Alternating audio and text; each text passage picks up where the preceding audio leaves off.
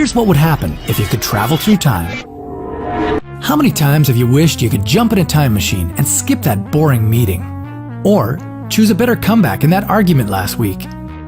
Time travel sounds like some wild fantasy that only happens in sci-fi movies, but we're actually traveling in time every day. Albert Einstein found that time is not a constant, but is continually moving forward, and we're moving forward with it. According to Einstein, time is the fourth dimension. Together with three-dimensional space, it's fused into a single four-dimensional continuum, space-time.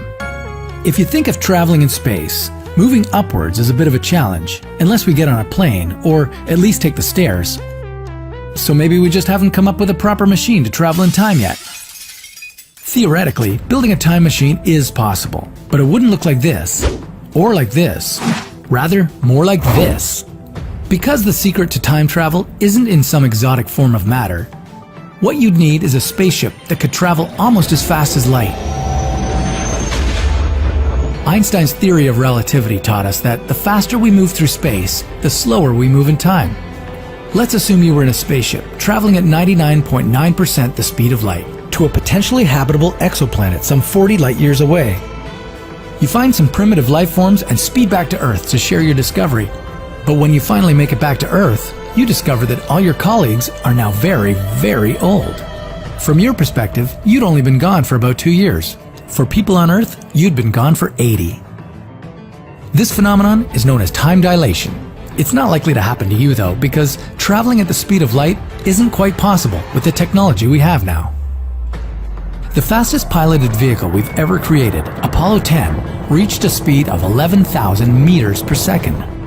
The speed needed for time travel is somewhere near 299 million meters per second. On top of that, accelerating at that speed would cause an enormous centrifugal force, a force that would rip you apart before you came anywhere close to light speed. But hey, we still have wormholes. Einstein predicted that these theoretical tunnels link two separate places and two different times. The problem with wormholes is they're extremely tiny, just a billion trillion trillionths of a centimeter across. No human would be able to fit through. We could capture a wormhole. We might be able to enlarge it. Imagine a giant tunnel above the Earth leading to another planet. And theoretically, if we put both ends of a wormhole in the same place, but in different times, we could step into a wormhole and come out in the distant past. But wormholes have their issues. They're very short-lived. And traveling into the past would create paradoxes, like the one in which you go back in time and convince your grandmother never to get married. Then your grandmother doesn't give birth to your dad, and he doesn't have you. But if you didn't exist, who went back in time to talk your grandmother out of marrying your grandfather?